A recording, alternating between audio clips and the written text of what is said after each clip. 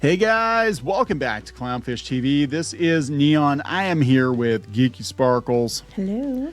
And if you're going to make an indie game that has any kind of romance in it, if you do not put explicitly LGBTQ plus options in your game, they will descend upon you and destroy your game on Steam. Try to. And this is the second or third example I've seen of this where an indie game has gotten blasted by, the loving community for not the enough. Inclusive community. The inclusive, loving, open-minded community for not having their ideal shipping options in a game. And my feeling on this is just don't buy the game. Right. There's all kinds of games out there that have all kinds of stuff in it that I wouldn't buy, and I just don't. It's not for me. But if you want to play it, yeah, cool, go ahead. There are games out there that are exclusively like, gay, furry, porn games or whatever. And if you want to play that, that is entirely up to you, man. Go for it. Yeah, I'm not gonna sit here and try to tank the game. No. Unless they're doing kiddie porn or something. I'm not gonna try to tank the game or anything. I'm like, play it if you want to. It's not my thing. But if you want to play that, you're an adult, it's your money, and that's what you're into, that go for it, man. Go for it. You have my blessing. Just whatever.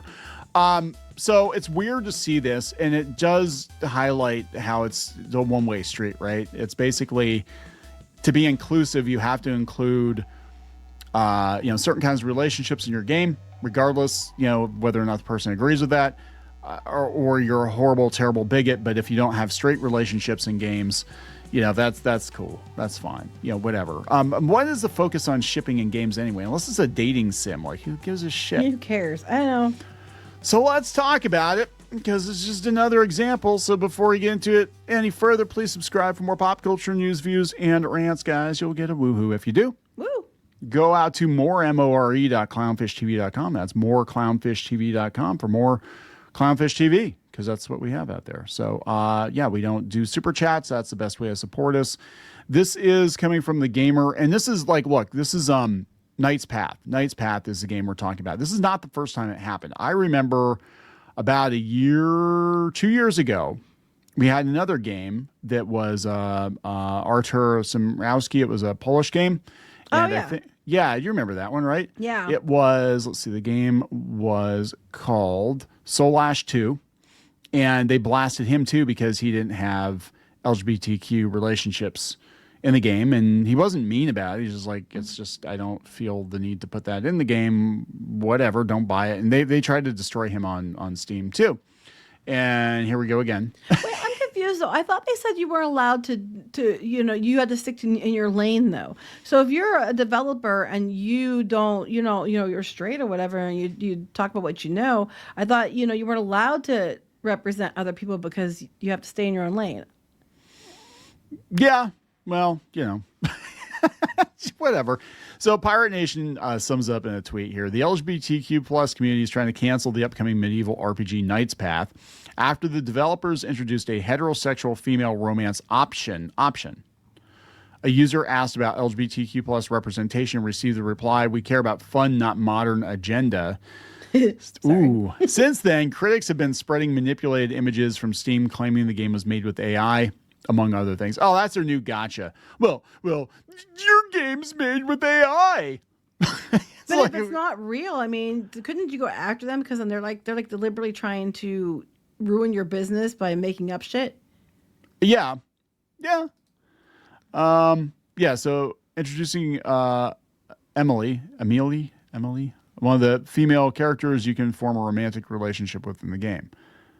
And God forbid we don't have, bears that you can fuck.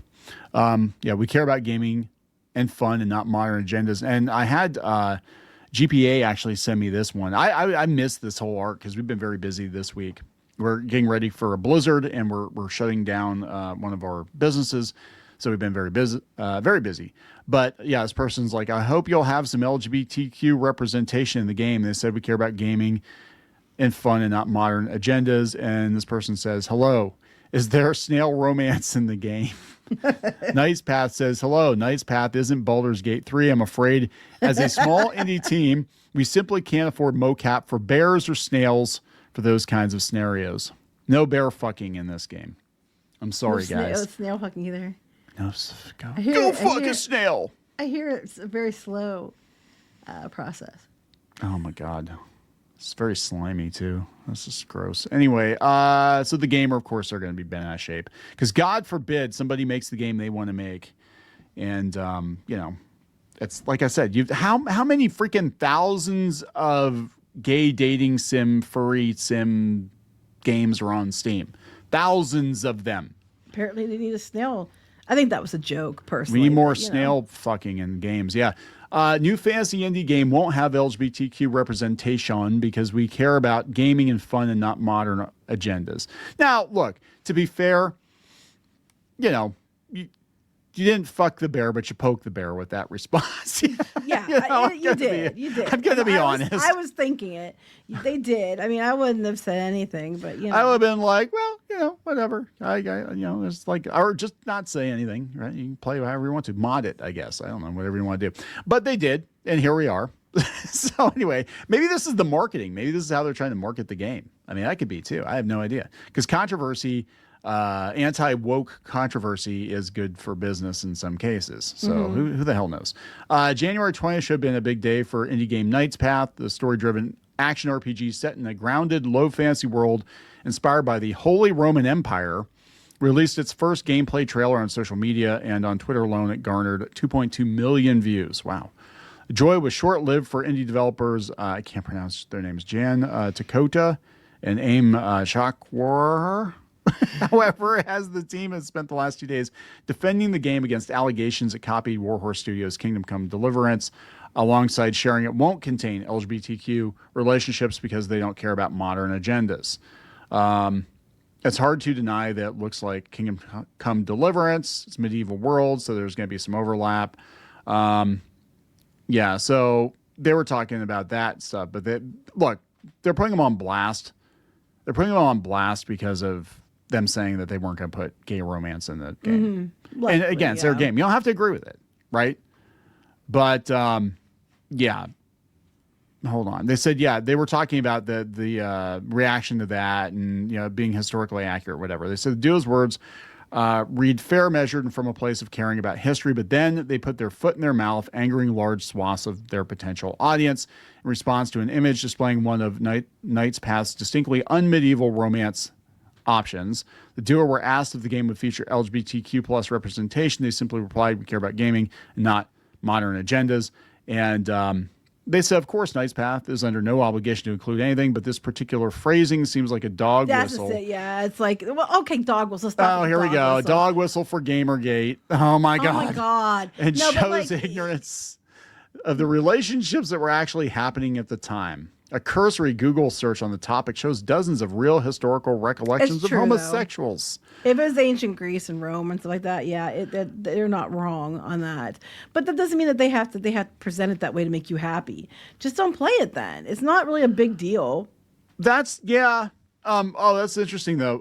Larian got into it. They said naturally their tweet did not go down well and was lambasted by the masses. Even with Larian's director of publishing, they created a game that was about bear fucking. So, well, that's one possible scenario. One possible. You don't have to fuck the bear.